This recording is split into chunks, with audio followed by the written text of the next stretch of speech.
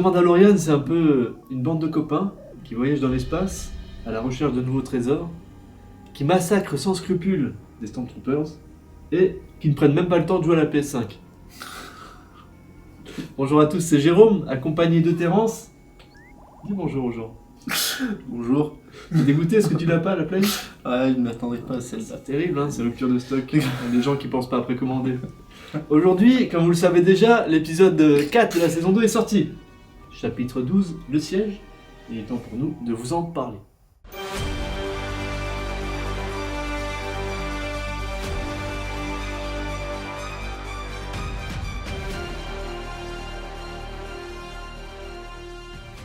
On commence par la présentation, qui est devenue une tradition sur la chaîne, de deux goodies que nous portons sur nous. Terence, tu commences. Hop là. Donc, un petit t-shirt de Boba Fett en kaki, donc avec un petit fond orangé. T-shirt qui fait un petit peu comics manga, c'est sympathique, j'aime bien. Plutôt classe avec de belles couleurs. Et moi, plutôt classique, hein, monochrome. Le t-shirt du Mandalorian, Legendary Warrior, guerrier légendaire. Hein, comme vous voyez, Mandalorian, en dessous, Bounty Hunter qui veut dire chasseur de primes. Et l'inscription, le grand mythosaure, le crâne de grand mythosaure, ici présent pour vous faire plaisir. Et comme on le fait de toute façon depuis toujours maintenant, vous aurez le lien dans la description de la vidéo. À présent, il est temps de parler du jeu concours, hein, où les modalités sont enfin établies. Mais avant toute chose, je vais vous laisser la possibilité de choisir entre deux produits dérivés. Suspense, tout d'abord, l'enfant. Et oui, vous l'avez vu plusieurs fois déjà sur la chaîne. Vous pourrez l'avoir dans votre bibliothèque, peut-être même sur votre canapé ou dans votre chambre, faites ce que vous voulez. Il sera disponible à la grande loterie du dernier épisode. Pour l'obtenir, si vous le voulez, il vous suffit d'inscrire dans les commentaires le numéro 1. Et je prendrai en compte ce vote. Je vais faire ça très sérieusement. Et si vous n'aimez pas l'enfant, ce qui m'étonnerait grandement, eh bien je vous propose un t-shirt du Mandalorian, celui-ci. Comme vous le voyez, très sobre, très classe. Vous pourrez le porter à vos soirées, peut-être, hein. Et pour choisir ce produit, il vous suffit d'inscrire le numéro 2 dans les commentaires de cette même vidéo. Pour gagner, il y a des conditions à remplir. Terence, qu'est-ce qu'il faudra faire? Condition numéro 1, s'abonner à la chaîne Oxygène Movies. Ah, très important, le petit rectangle, vous cliquez dessus, s'abonner, vous activez toutes les notifications. Condition numéro 2, il y aura un post Facebook et Instagram, il faudra taguer 3 de vos amis dans l'un de ces posts. Voilà, donc ce post sera le même hein, sur les deux plateformes. À présent, vous connaissez toutes les modalités pour participer à ce jeu, donc n'hésitez pas, peut-être que c'est vous qui allez gagner. Allez, on se reconcentre sur cet épisode, hein, l'épisode 4 de la saison 2, chapitre 12, le siège. Un épisode qui dure 39 minutes, qui est écrit par Jon Favreau, et réalisé par un acteur pour une fois. C'est assez incroyable, hein, et ça arrive. C'est Carl Weathers qui interprète dans la série Greef Karga. Voilà, et qui a également un autre rôle dans le cinéma très connu. Est-ce que tu t'en souviens? Je m'en souviens pas. Tu t'en souviens pas? Non. Et là, tu t'en souviens là? Ouais, je m'en souviens là. Ouais, là, je m'en souviens, c'est bon. Ouais, c'est bon. Alors, c'est qui? C'est Apollo Creed. Apollo Creed. Eh oui, la légende de Rocky. C'est ça. Un magnifique petit bonhomme. Il a la barbe qui a blanchi un peu. Hein. Ouais. Et à savoir que dans cet épisode, donc son personnage, donc Greef, est accompagné de son ami Cara Dune. Interprété par Gina Carano. Magnifique catcheuse, c'est ça? MMA, tu m'as dit. Bah ouais, même. Vous avez vu les biceps qu'elle a, cette meuf? C'est assez impressionnant.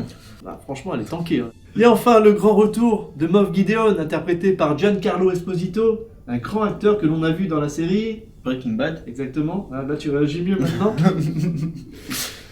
Et on commence par une scène, donc dans le Razor Crest, en état lamentable, hein, on l'a dit, il est complètement pété. Il a été réparé par les Monts Calamari, mais bon, vite fait. Et donc Mando, il tente quelque chose. Mando, il a quand même pas de droïde dans son vaisseau, c'est un des rares soldats qui a pas de droïde. Dans tous les Star Wars, il y a toujours un petit droïde qui répare les véhicules. Et peut-être que s'il avait eu un droïde avec lui, il n'aurait pas été obligé de se poser sur cette planète Nevarro là. Donc voilà, il va emmener bébé Yoda dans un petit trou de souris. Mais c'est une scène gag, hein, on est là, on est d'accord, ouais. Hein, c'est pour faire rire le public, notamment les plus jeunes. Et donc l'enfant qui va se court-circuiter, hein, qui va mettre le fil rouge sur le fil bleu, c'est gros comme une maison. Petite ambiance comme d'habitude, un petit peu loufoque, avec cette petite relation père-enfant. D'ailleurs on ne sait pas si c'est une femelle ou un mâle, hein, c'est bébé Yoda d'ailleurs. Et il serait vraiment temps de lui donner un prénom, il y en a marre de l'appeler comme ça, l'enfant, The Shield, c'est bon. Donnez-lui un prénom. faudrait qu'Ahsoka le baptise. T'imagines? C'est peut-être Dans ce la qui va se saison passer. 7. Ah, on sait jamais. Si jamais il rencontre un jour Ahsoka. Donc on continue le voyage, et avant même d'atterrir, on constate que Mando, eh bien il boit à travers son casque, il lève le casque et tout, ça fonctionne apparemment, il a dû s'en mettre partout. Hein. Je pense que ça doit être assez compliqué au départ en tout cas, il respecte le code à la lettre. Il n'a pas changé, à cheval sur ses principes. C'est bien mon grand. Et donc on constate qu'il est impératif d'aller se poser sur la planète la plus proche, là où il y a des poteaux. Hein. On arrive sur Nevarro, et qui attend Mando? Kara et Griff. Voilà. On t'attendait! On t'attendait, voilà. Il avait dû envoyer un message. Hein. C'est vrai qu'ils l'ont vu arriver à 10 000, ils arrivaient à les poteaux. Salut, check, paf. Ouais, comment ça va? Est-ce que t'as pris soin du bébé Yoda? Petite ironie dans cette question. On sait très bien que le bébé Yoda, il est trimballé de partout depuis plusieurs épisodes et il est malléable. Et du coup, après, on voit deux petits mécanos qui débarquent. Et... C'est que Mando il est clairement là pour réparer le Razor Crest. Mm. Donc notre ami Griff, il a les super soldats qui sont prêts, juste derrière lui d'ailleurs, au départ. Et il leur demande tout simplement d'aller réparer le vaisseau. Allez les gars, hop, au boulot. Il y a mon pote, il a besoin de vous. Vous allez réparer ce vaisseau. Il a un petit regard de l'un des deux. Voilà. Un petit peu fourbe, mais on comprend. On comprend très bien que derrière tout ça, il va se passer quelque chose. Et oui, ça aurait été trop simple. Donc on se dirige en direction du village de Nevarro. Et on constate également que Kara est devenue le Marshal C'est ça. de la planète. Elle a tout nettoyé. En même temps, elle fait peur, la petite. Et on entend de la musique et tout, petit marché extérieur, tout le monde est content. Ah, je m'en souviens de la musique. Et la paix est revenue à tel point qu'il existe des écoles. Et c'est là où notre bébé Yoda va reprendre ses responsabilités d'enfant. Il est temps d'aller à un cours de géographie, mon petit bonhomme. Petit cours de géographie avec un droïde qui ressemble à C3PO, droïde de protocole. Et comme par hasard, il y a une place de libre. On l'installe et on constate que l'enfant... Eh bien l'enfant, il a encore faim parce que Mando, il n'a pas encore fait son boulot. On l'a vu boire dans le véhicule, mais il n'a rien donné à manger à notre bébé. Ouais. Donc du coup, l'enfant, qu'est-ce qu'il a repéré? Des macarons. Voilà, des macarons à côté de l'élève qui mangeait pendant le cours. Et là, l'enfant, qu'est-ce qu'il fait? Il utilise ses pouvoirs à des fins personnelles, et ça, c'est vraiment pas bien. Il va vraiment basculer vers le côté obscur s'il continue comme ça. Vivement qu'il rencontre Ahsoka, qu'il prenne des fessées. Les fessées sont interdites. Mando assez réticent par rapport au fait de laisser l'enfant dans la classe, mais il l'a déjà fait, hein, il l'avait confié, rappelez-vous, au crapaud précédemment, ça ne lui a pas posé problème. Et notre ami Griff, qui dit clairement que l'enfant, sa place elle est ici, et qu'il voudrait jamais l'emmener là où on va aller après. Et là on comprend pas trop. Mando il est là pour réparer le vaisseau. Donc on laisse l'enfant à l'école, en train d'apprendre et donc voler des macarons. Et pendant ce temps, petite échappée de Mando, Griff et Kara, en direction de l'atelier où on voit le Mythrol. Le Mythrol que l'on avait découvert dans le premier épisode de la série, de la saison 1. Une créature assez étrange qui avait été emprisonnée dans la carbonite, rappelez-vous. Et donc on comprend qu'il travaille pour Griff à ce moment-là. C'est l'homme à tout faire. C'est également le souffre-douleur, le bouc émissaire, tout ce que vous voulez. Et là on expose une nouvelle mission à Mando. On lui explique clairement qu'on a un problème sur cette planète. Là Mando il a un petit peu de répondant, il dit moi, je suis venu exclusivement pour réparer le vaisseau. Et là, incroyable, Griff qui dit tu sais, ton vaisseau, il y en a pour un sacré moment. Je te propose un petit marché pour sauver la planète Nevarro. Il reste encore des impériaux dans une base cachée. Et on ne veut pas que l'Empire revienne. À savoir que le but, c'est faire péter cette base, qui apparemment détient de l'armement. Et peut-être autre chose, mais on ne sait pas trop. Il y a un petit mystère par rapport à ça. Et la seule façon de faire péter ce bâtiment, c'est de se concentrer sur le réacteur, de le siphonner pour provoquer une explosion. Donc Mando, là, il accepte.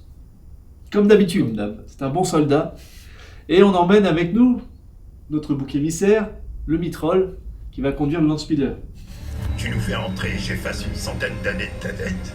Ou alors, je t'abandonne ici dans les champs de lave et tu rentres à pied avec ce qui te reste dans ta veste hydratante. J'ai pas vraiment le choix, on dirait. Et à chaque fois, ce pauvre gars, on me menace, et je trouve ça assez... C'est trop. C'est vraiment du harcèlement moral. Ce Mythrol, il est toujours très poli. À chaque fois, on en arrive devant ce bâtiment, une porte qui est verrouillée, au rez-de-chaussée, impossible de l'ouvrir. Et là, encore une fois... Tu vas garer tes branchies ici jusqu'à ce que je te fasse signe. Je commence à me déshydrater, patron. Ok, si j'ajoutais plus de 30 ans à ta dette, ça te dirait? Donc il y va, il s'exécute. Et Mando dit moi je vais pas passer par là. Utilisation du jetpack. Il s'en va à l'étage. Et on retombe dans le travers de la série. On appuie encore sur le fait que les Stormtroopers ne sont là que pour combler et pour qu'on se moque d'eux. Chute d'un Stormtroopers. Et encore, c'est pas le pire. Hein. Premier mort. Et dans le même temps, notre ami Mitrol réussit à ouvrir la porte. Il demande à rester. Il dit quoi? Tu veux rester? Tu veux qu'on te foute encore des années au cul là, de prison? D'accord, je suis, pas de problème. Toujours aussi poli et gentil. Jamais il va se rebeller. Ah, le pauvre, il fait de la peine, franchement. Donc les trois qui montent, qui rejoignent Mando à l'étage, et Mando qui dit hey, tu t'es pas foutu un peu de moi là? Il y a plein de Stormtroopers. Et là, avec Griff, il dit ah non, on savait pas nous. On n'était pas au courant. Alors là, franchement, si on t'a dit de venir, c'est qu'on savait pas. Sur la plateforme, le Mitrol est en admiration devant un vaisseau, un Marauder Trexler, qui coûte apparemment très cher et qu'ils auraient pu le vendre au marché noir et tout, et à chaque fois, là, il se refait rabaisser. Tais-toi! On continue la prog. Donc on reste au vaisseau, mais ce vaisseau, on va le revoir tout à l'heure. Heureusement qu'il était là. Petite infiltration dans le bâtiment, on repère la source à chaleur, grâce à Mando, peut-être grâce à son détecteur, là. Ouais, je pense. Et là, on voit un réacteur avec de la lave en fusion, une scène qui fait clairement penser à l'épisode 4 où Obi-Wan avait neutralisé les rayons tracteurs pour libérer le Faucon Millenium. C'est très dangereux, il n'y a pas de rambarde, et qu'est-ce qu'on fait? On envoie le Mitrol en première ligne. Il dit si on perd lui, c'est pas grave. Le Mitrol dit c'est dangereux, il fait chaud et tout. En plus, lui, il a des problèmes parce qu'il doit s'hydrater, c'est une espèce assez particulière. Vas-y et tout, à chaque fois on dit allez, sinon on va encore te faire la misère. Il a lave. Tu préfères que je te replonge dans la carbonite? Allez au boulot. Donc c'est vraiment encore de l'acharnement sur cette personne. Et donc il prend son courage à deux mains, c'est que de toute façon il est gentil, il dira oui tout le temps. Allez, plus vite que ça. Dépêche-toi un peu. Il siphonne le réacteur, ce qui crée une génération de lave, et il restera donc 10 minutes pour quitter le bâtiment avant explosion. Avant que ça pète. Demi-tour, on continue notre trajet, on tombe sur des Stormtroopers, comme par hasard. Et là, les deux officiers, je sais pas si c'est vraiment des officiers, en tout cas les deux personnes de l'accueil, deux secrétaires là, qui sont sur leur banque d'accueil, il y en a un qui tire sur les gentils, enfin sur les héros, et l'autre il essaie de tirer là, comme un fou sur son tableau de bord, il n'arrive même pas à péter. Il essaie de tout détruire. Mais bon, voilà, c'est le réflexe à chaque fois, on ne veut pas laisser la prise à l'ennemi, on le détruit un peu comme dans l'épisode précédent. Et on en arrive à la découverte incroyable d'un laboratoire, ou plutôt de cuves avec des espèces de monstres à l'intérieur, des bestioles qui ressemblent à des clones, et qui font clairement penser à, dans l'épisode 9 de Star Wars, à Snoke, mal formé. C'est très glauque, ça fait très film d'horreur. Et on se dit que là, l'intrigue, moi je m'y attendais pas. Non, ouais, parce qu'on part sur cette voie, je m'attendais à un épisode vide, un épisode de remplissage. Et donc là, on apprend vraiment quelque chose d'important. On voit le docteur Pershing, avec sa tête assez atypique, on le reconnaît de loin. Ce docteur, dans les précédents épisodes, il a effectué des expériences sur l'enfant, des prélèvements sanguins. Et là, on parle de midi-chloriens, clairement. Les midi-chloriens, c'est ce qui détermine en gros la force chez les Jedi, chez les Sith. Il y a eu des expériences qui n'ont pas abouti pour ce docteur, et il demande à avoir encore accès à l'enfant pour effectuer de nouveaux prélèvements. Il s'adresse d'ailleurs à Moff Gideon, et il dit clairement qu'il ne le décevra pas cette fois-ci. Et on apprend, ou plutôt Mando et ses amis apprennent que Gideon est encore en vie. Ils pensaient qu'il était déjà sous terre, c'était fini, qu'il était mort dans l'accident la dernière fois. Et donc là, il percute Mando, il dit oh là, l'enfant tout seul, moi je suis ici en train de m'amuser avec mes copains. C'est vrai, ouais. Mando il se barre. Ouais, c'est peut-être l'une des meilleures réactions de Mando là, ça fait plaisir. Donc nos trois amis se retrouvent tout seuls. Est-ce qu'ils vont survivre pour s'échapper? Car la base risque d'exploser d'ici quelques minutes. Et il y a plein de Stormtroopers. Et donc la fuite qui se passe plutôt bien, comme d'habitude pour nos héros. Seul petit problème, ils sont bloqués donc sur la passerelle. Et là on se dit, mince, comment on fait pour partir? Et Kara qui dit, couvrez-moi! Donc, tout le monde le couvre, il y a 2 Stormtroopers au niveau de la porte d'ouverture qui servent de pantin. Et même le Mitrol commence à prendre confiance en lui et tout, il commence à tirer lui aussi. Il sort la tête et tout. Et je crois qu'il prend une balle dans la main, mais ça lui fait rien à un moment. C'est un peu comme dans Westworld, vous savez, où il y a les androïdes qui ne peuvent faire du mal aux humains, mais là c'est un peu pareil. Je crois que c'est un peu une mise en scène. Kara, qui va au véhicule, bien entendu, le plein est fait, il y a les clés sur le contact. Elle démarre, elle fait là encore la badass, la bad girl à qui il arrive rien. Elle est vraiment invincible dans la série, c'est un peu agaçant en ce qui me concerne.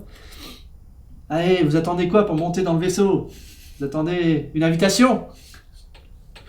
Et donc les deux mecs là qui suivent là, oh on y va, excuse-nous. Et donc on décide de descendre à pic. Malgré le choc, le vaisseau reste intact, aucun problème pour qui que ce soit, pas d'airbag non plus, ça passe. Et là on appelle de suite les motards. Ouais, les motorbikes. On a été appelés là, on a une mission, ça fait peut-être 10 ans qu'on n'est pas sorti de notre cave. Ils habitent dans le sous-sol en fait, ils ont dû appuyer sur le bouton rouge. Et donc ils sortent avec leur moto, tranquillement. Et là, encore une fois, on met en avant le fait que ce sont des gros débiles et qu'ils se rentrent dedans avant même qu'il y ait le moindre danger. Donc c'est vraiment pour rigoler, quoi. Hein.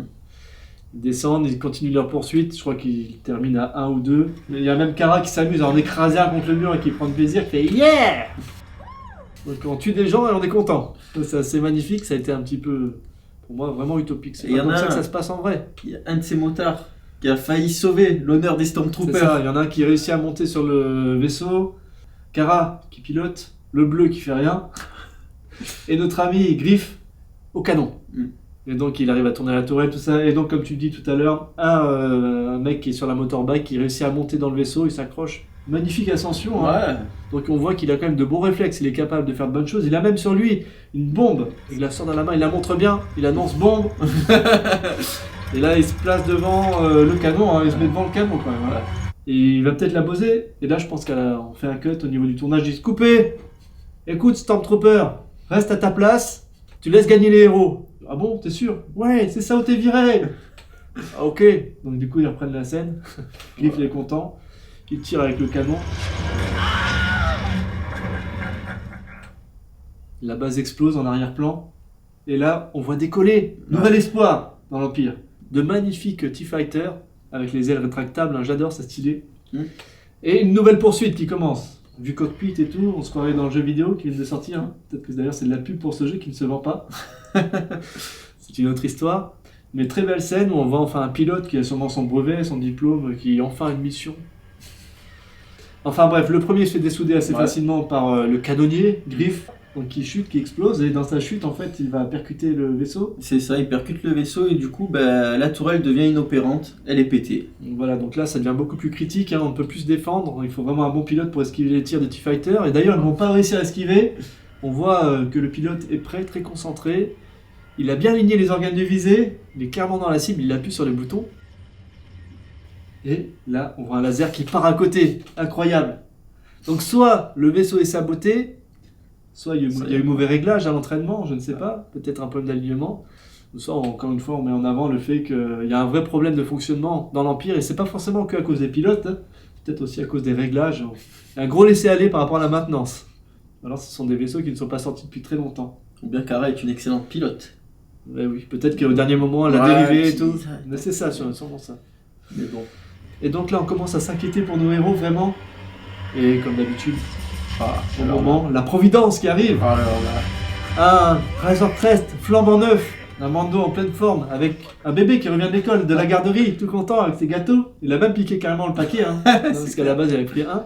Et donc, petit tour en vaisseau, Mando qui sauve la donne à ses amis. Complémentarité parfaite, moment opportun. Et on en revient à ce qu'avait dit Griff au début de l'épisode. Il faudra du temps pour réparer ton vaisseau. Elle était vite réparée. Et là, Mando a eu le temps de repartir donc avec son jetpack, qui va peut-être vite, mais peut-être pas assez vite que ça, retourner à la ville, récupérer l'enfant, le charger dans le vaisseau, dire merci aux 2 employés, reprendre les commandes et tout, vérifier, faire le check, repartir, et constater que ses amis sont dans la merde, repartir derrière, faire le tour. Beaucoup de choses en très peu de temps. Pour moi, c'est totalement impossible. C'est dommage, on perd encore en crédibilité par rapport à un épisode plutôt sympa. Carton jaune. Encore une fois. Ça, c'est dommage. Moi, ça m'embête. Mais donc, Mando qui sauve tout le monde, c'est magnifique, tout le monde est content. Et j'en reviens sur l'enfant qui a passé un très bon moment dans le vaisseau, tel des montagnes russes, après une petite journée à l'école, tranquillement avec ses copains. Et on se retrouve dans l'espace à faire les montagnes russes. Et il fait un peu là-haut, là, il est content. Et tout. Oh, il est content, c'est une petite activité. Et entre-temps, petite scène gag où, après les loopings, l'enfant a vomi. Petite musique de victoire. Un peu comme c'était la fin de l'épisode, on a l'impression que c'est fini là. Je dis non, mais c'est pas possible là, on a dit 39 minutes. J'ai regardé le timing et tout, il en restait encore. Donc là, Mando disparaît, il s'en va en direction de l'espace. Ensuite, petite enquête des rebelles. Et là, on apprend que Kara donc, était de Alderaan, ça on le savait déjà, et que ses parents ont péri dans une attaque lors de l'explosion de la planète dans l'épisode 4, commandé à cette époque par le Grand Moff Tarkin. Et on comprend suite à cet échange que Kara pourrait peut-être plus tard servir la Nouvelle République. On reste sur un esprit mystérieux, puis on nous envoie dans l'espace à bord d'un vaisseau de commandement impérial, un officier à l'intérieur qui parle avec un hologramme, et là on reconnaît le fourbe du début de l'épisode. Hein. Donc c'est un petit fourbe, il a rempli la mission pour l'Empire, donc il a placé un mouchard sur le vaisseau de Mando, mission réussie, il aura sa prime comme convenu, et là, officier qui va rendre compte directement au grand soldat, Moff Gideon. Il manque que le casque de Vader. Il a acheté tous les autres objets. Avons-nous de nouveaux soldats en préparation, une nouvelle force en tout cas qui se met en avant pour l'Empire? On sait pas trop, des armures, des droïdes, on sait pas trop ce que c'est. On peut penser à beaucoup de choses, on peut faire le lien avec cette base justement, le lien des midi-chloriens, la force qui va être peut-être transmise à de nouvelles créatures de l'Empire, peut-être même à des clones, je ne sais pas. On peut également penser à des Purge Troopers. Il est vraiment temps de trouver une nouvelle force d'intervention parce que les Stormtroopers sont vraiment trop à la ramasse. Ils sont nuls. Il faut absolument de l'opposition, sinon ça va vite tourner à l'humiliation totale de tout l'Empire. Et si on met en place Ahsoka Tano, il faudra forcément derrière quelqu'un d'autre qui maîtrise la force. Donc j'imagine qu'il y aura une confrontation Jedi-Sith, ou en tout cas quelque chose dans ce genre-là. Parce qu'Ahsoka, dans l'absolu, elle est en mesure de mettre fin à ce conflit destructeur. Ah, elle est toute seule. Voilà, donc il y aura forcément une force en opposition qui va apparaître. Donc moi, je suis enchanté par cette scène finale qui me donne encore une fois la hype, un magnifique cliffhanger. Donc on attend beaucoup de choses pour le prochain épisode et pour les 4 derniers épisodes de la saison, car on en est déjà à la moitié, hein, ça passe très vite. Il y a la matière, on a beaucoup d'ingrédients, mais il va falloir une bonne stratégie pour organiser tout ça. Les Mandaloriens d'un côté, donc on a vu la quête par rapport à Moff Gideon. Est-ce que Boba Fett va apparaître d'un seul coup, va couper la route à Mando avant d'aller voir Ahsoka? Ce serait terrible, j'espère que non. Je me dis que peut-être qu'on le reverra peut-être dans la saison 3 ou plus tard. L'arrivée d'Ahsoka Tano, qui sera très probable pour le prochain épisode. Pourquoi? Car ce prochain épisode il a été écrit et réalisé par Dave Filoni, celui qui a créé The Clone Wars. Et maintenant, au niveau hypothèse, eh bien, elles sont nombreuses, très nombreuses, et je ne sais vraiment pas dans quelle direction partir. D'ailleurs, on a vu toutes les images de la bande-annonce, elles ont été toutes éclusées. Donc à présent, on va découvrir de nouveaux plans, peut-être de nouvelles planètes, et ça, c'est vraiment excitant pour la suite. Quels sont, selon toi, Terence, les points forts de cet épisode et les points faibles? Alors pour moi... Peut-être les points faibles d'abord. Les points faibles, les Stormtroopers. Ouais. Ça, rien à dire. L'enfant mis de côté à l'école, ça aussi. Après, bon, on comprend mieux pourquoi Mando se laissait un peu aller avec le gosse, hein, quand il apprend que Moff Gideon est toujours en vie. Là, il se dit, ah, je vais le chercher. Il s'est dit, mince, il n'y a plus de menace, mais si, en fait, elle est encore là, la menace. C'est ça. Donc au final, bon, on peut comprendre pourquoi de temps en temps, il le mettait un petit peu de côté. Même si pour On moi, le pardonne pour ses relations. Ouais, voilà. On va dire qu'on va se reprendre en mal. Là, il est sérieux, là, il est dans sa mission. Il dit, oh là, attention. Là, pour le coup, je l'excuse un petit peu, mais pas totalement. Mais du coup, sinon, beaucoup de bons points. Niveau intrigue, comme on a dit. Là, ça nous laisse un petit peu... Rêveur. Ouais, ça nous laisse rêveur. Ouais, c'est ça, c'est un truc de fou, là, comme ça, c'est fini. Donc, ouais, optimiste pour la suite. Pour moi, les points faibles de l'épisode, c'est bien entendu la crédibilité des forces de l'Empire qui sont vraiment ridicules. Hein. Si on était dans un jeu vidéo, ça serait vraiment un niveau 0 pour débutants. C'est-à-dire qu'un enfant de 5 ans serait capable d'appuyer sur le bouton sans regarder la cible et de tuer l'adversaire. Ce qui est dingue, c'est que même le Mitrol, il tire mieux qu'eux. Voilà, même le Mitrol, il fait partie de l'équipe des gagnants, hein, des héros. Donc à partir du moment où il fait partie de la bonne team, il a les pouvoirs. Mais tu vois, j'aurais apprécié que par exemple les Stormtroopers, pendant la bataille, ils tuent le Mitrol. Tu vois, par exemple. Ouais, non, mais tu sais, il lui tire dans la jambe, réussissent à le faire viser. Pas que le Mitrol, même Cara, elle aurait pu se prendre une petite balle, ça lui aurait fait du bien. De toute façon, même quand on prend une balle dans l'épisode 9, on a pas mal, rappelle-toi. Enfin bref. Et donc en point négatif, eh bien, je mettrais également la réparation du Razor Crest qui d'un seul coup devient flambant neuf. On peut pas y croire, c'est impossible. On y croit parce qu'on a envie d'apprécier la série. Mais ça, c'est vraiment une erreur, je trouve. On peut travailler ça mieux. Et les points positifs, eh bien, ce scénario qui se développe, une nouvelle voie que je n'attendais pas. Un épisode qui est construit autour du bébé Yoda. Tout d'abord, en sa présence, on met clairement en avant des moments enfantins, l'école, hein, on apprend, on vole dans l'école tranquillement des gâteaux parce qu'on a faim, on n'a pas mangé, puis on est récupéré à la fin par Mando, on fait un petit tour de looping et tout dans le vaisseau, on vomit, on fait la hola, on est content quand on voit des vaisseaux exploser, mais en son absence, on développe autre chose, et bien ce côté mystérieux par rapport aux midi-chloriens, la force qui est mise en avant dans cet épisode, très intéressant, Moff Gideon, qui a sans doute malgré tout réussi à exploiter peut-être le sang du départ, même s'il y a eu des échecs par rapport à ce docteur Pershing. Mais on sait qu'il va y avoir une nouvelle intrigue, un nouveau mystère par rapport à cet enfant qui est certes un petit bébé, mais qui derrière tout ça est un peu la star de la série. Et donc il a forcément des contraintes. Et je pense qu'à un moment il serait mis en difficulté l'enfant, on va le voir pleurer. C'est le temps pour nous de vous quitter. Je vous invite à nous laisser un petit pouce bleu si vous avez apprécié le travail, la vidéo. Éventuellement à vous abonner à la chaîne. Et d'ailleurs ça vous permettra de participer au grand jeu concours du dernier épisode. Pensez également à voter à ce sujet, soit en numéro 1 le bébé Yoda, soit en numéro 2 le t-shirt. Dites-nous ce que vous avez pensé de cet épisode et également ce que vous attendez pour cette fin de saison. On se dit à très bientôt sur la chaîne. Prenez soin de vous. Ciao ciao.